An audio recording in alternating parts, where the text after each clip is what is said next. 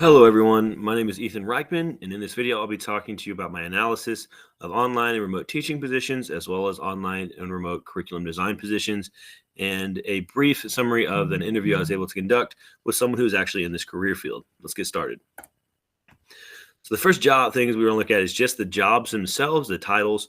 The first two are actual teaching positions online. One is with Chestnut State Academy as an AP English and History teacher, and one is a true online teaching position with Pathways Early College Academy. The next three are actually curriculum design positions that are remote or online. The first one being with Pulse Learning, focusing on Python experience and curriculum design through that, as well as project managing of an online course through Skill Academia UAB, and then an instructional designer for San Francisco Bay University. So the job responsibilities. The first thing, the one that makes the most sense, and the one that all of them had, and some of you even mentioned twice, was designing or building curriculum. Makes sense, especially if that is within the job title itself, that's what you need to be doing and have experience at. And also, if you're a teacher, your chances are you're doing this, or you're plugging in curriculum that you work on or have helped develop across the district in the school that you're at. The next three also apply to teachers as already: measuring student understanding, learner support, and engaging students in critical thinking activities. This is something we all should be doing, making sure that our learners are growing, making sure they have the support that they need, and giving them the skills to assess and think through a problem by themselves, not always needing the help of the instructor. And the last thing is just knowledge and use of IDT standards. Excuse me. This is more obviously applicable to the last three positions who are actually designing curriculum. Most of those are going to be in a more professional or a business setting. The job analysis, the requirements. The requirements are kind of two different pieces. There are some that are more preferred, or some are more hard requirements. At least that's what I'm calling them. We're going to start with the hard requirements here. These are also requirements that are seen across all of the jobs. Again, some are even mentioned twice. The first one is just experience in IDT or curriculum design. Again, it makes sense that if that is the focus of your job, these postings are going to want people who have experience doing that, so they're not having to train someone how to do that, then train them through the process itself. And then experience with a variety of online software. We'll talk more about this here in a second, but again, they want you, if you're working online, you should have some experience with online products. Now, for the preferred requirement, it is interesting. Some of them are going to fall into the hard requirements on other positions, and some of them are stated as preferred requirements on the job postings themselves. Something that was found often was previous teaching experience. They want someone who's done this before. They're not wanting to have to start this over with someone new. I think something you'll find on most job postings is effective communication skills, having the ability to talk through a problem or a process. Makes sense for why someone would need these in these positions. And the last thing before we move on from this part is higher level degrees in related fields. These are either a master's or a doctorate. Again, that kind of ties back to just previous teaching experience, being knowledgeable of what you're doing, knowing how to apply what you know to the process. The information I found intriguing across those were a couple of the jobs were actually software specific. So like the job posting that mentions Python itself. I found this interesting because as someone who's not familiar with Python, I would not apply for that job.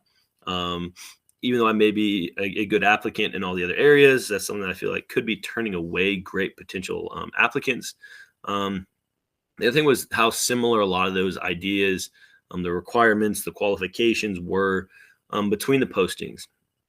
Even though some are more in the business sector, some are obviously in education, some are in higher level education, a lot of similarities were found between all of those job postings. Now for the interview itself, this was actually kind of interesting. I was able to conduct my interview with Kim Het, who is a former employee of Andover E Academy. She started her teaching career in the 90s, transitioned to the virtual and online sector right around 2005, and it really took off for her in 2008. We'll talk about that more as we work through the questions. But again, she helped build the Andover E Academy into one of the top, if not the top, virtual program or hybrid program in the state of Kansas. We start off with some background information about Kim, how long she was in education, and what her job title and description was. We're going to jump into what is the more relevant information on these next couple of slides.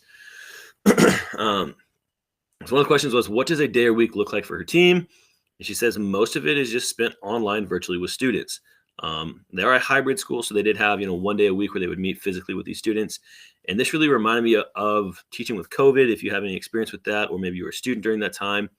And this is really what was interesting about this career field to me is I remember teaching through COVID, and as stressful as it was, the hybrid piece was kind of nice because I never had to leave my home and I had to be comfortable here. And that was kind of freeing to a degree. So I really wanted to pursue that. And it was interesting that this kind of supported that. The next question is, what led her to creating the E Academy?